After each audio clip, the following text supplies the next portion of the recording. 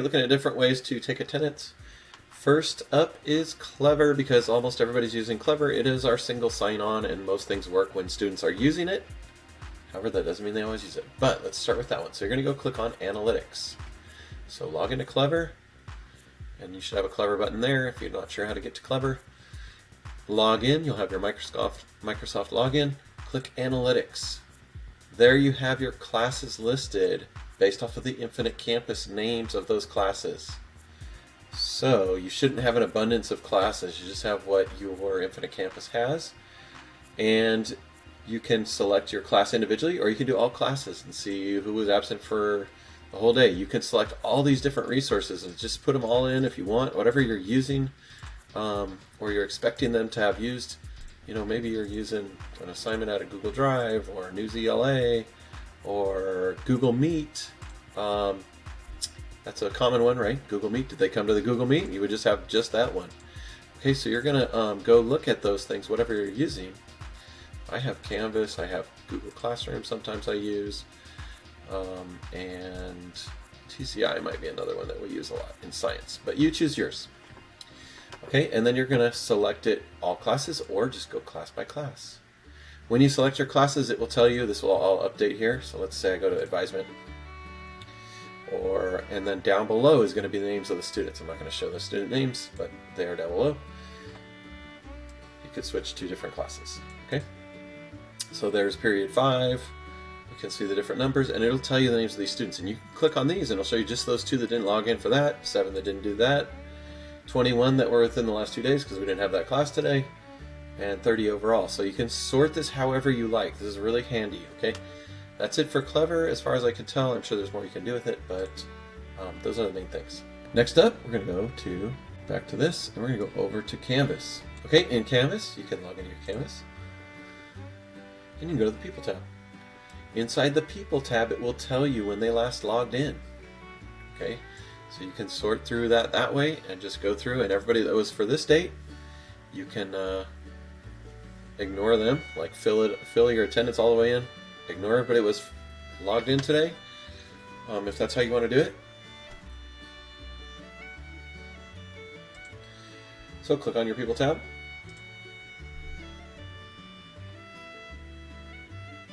And there you will see people. Okay, they'll be listed below that line. And they have a last activity date right there, total activity. You can click on those people and it gives you a little window on the right hand side. It tells you how much they access each page and their activity and all kinds of different details. That's really handy for like parent-teacher conferences or emails home. Okay, next. So that's it for Canvas. Next up would be, again, this works best if they log in through Clever, but they can get here without Clever. It does cause them some access issues. Next one's going to be Zoom. So for Zoom, you want to make sure you're in tvusd-us.zoom.us. Okay, that is Temecula Valley's Zoom. You're going to click Sign In. And you want to go down to Reports. This is going to tell you who came to the different meetings. You go to Usage, and here you have your usage reports. So this week so far, it is the end of the day on Tuesday right now, and we've had advisement, and we've had 3 classes that we had. So first, second, third period on Tuesday. So Monday was this. You can adjust these time frames. If you're looking back to something and you need to go back, like, hey, last week on this date, was so-and-so here or not? Did they show up? Okay, and you can search those things. And it'll bring you up those reports and who attended those, right? So, like, there's my intervention. I can go, oh yeah, who was here? And I can go click on that. So you can click on this. That's where you want to click. It'll give you the list of names. I'm going to pause this and I'll bring that up. Okay, so here's the list of names. You have below it, below here, you have all the list of people that were in the Zoom meeting. So sometimes they get kicked out and come back in. It puts them in as twice. So I always click this, Unique Users. If you're tracking progress on Quizlet, you're going to go and open your classes in your library,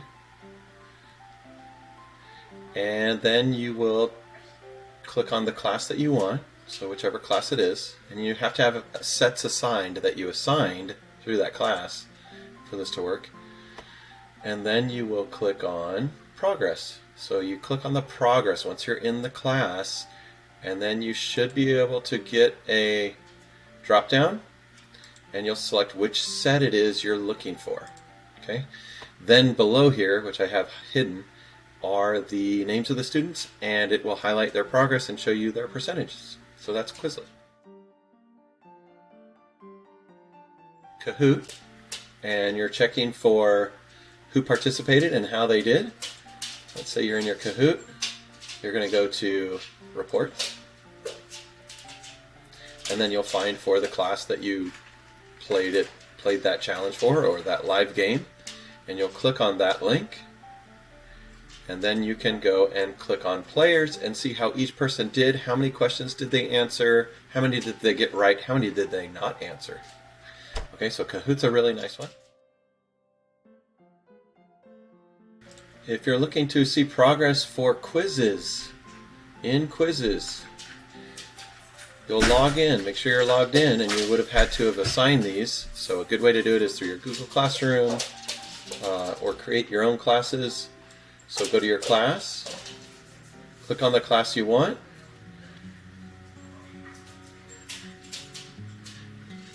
sorry, don't go to your class, go to, let's start over again. So for Quizizz, make sure that you're logged in, and you're going to go down to Reports, and it'll give reports of all the ones that you've played recently and their scores.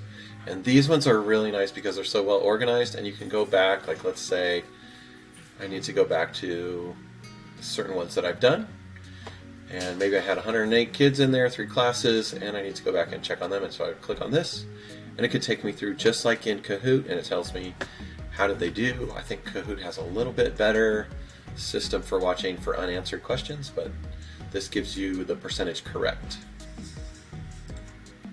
With all these, you want to make sure that you have the kids logging in with their own real name. So for example, if I go to this one of the kids used not their name here up top, so if we look at it, you can kind of see what the data looks like. So we can see here how this student did, and you can see they got 10 out of 10, and they used an assigned name, but because they were part of the class, it's grabbing their real name. So make sure you're using actually the Google Classroom or some similar type of way of assigning it. I'm not sure that how well this integrates with Canvas yet, as far as grabbing their actual names out of Clever. Okay, that is Quizizz. Quizizz is a nice one. There is a new one here. Here's Blooket, and they have a history tab. So we could research that one if you want to look at that. It has different ways of, as they're answering the question, they're playing another game on kind of embedded into it, like a deck building game or a snowball fight or a tower building game. Okay, so there's Blooket. Check it out if you like. There's also Gizmo. Gizmo is a lot like Kahoot. I'm sorry, not Gizmo. GimKit. GimKit is a lot like Kahoot. Quizalize is a lot like Quizizz. A lot of these things work very similar. So if you have one you're wondering how to work it, let me know. Okay, here's one that's a little bit different. Let's say you have a Google Doc and you want to see when the kids last accessed it. So here's my daily science instructions. Okay, so there's my daily science instructions, and the kids are supposed to be checking this when they're not sure what to do, because we outline the agenda on there and it's posted in the Canvas classroom.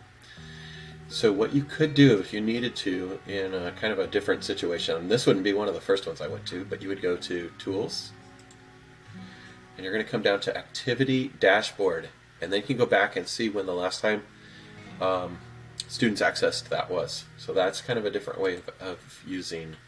You can do that for most things. They have an Activity Dashboard in Google Docs. So this is the slides, but it needs to be a commonly shared one. So for example, if you went to this and you had an assignment that you had from your classroom, you're going to not be able to see their activity through the activity dashboard. You actually have to go through and look at the student work to find their activity. But you could do the same thing. You could pull up the student work, you can go to tools, and you can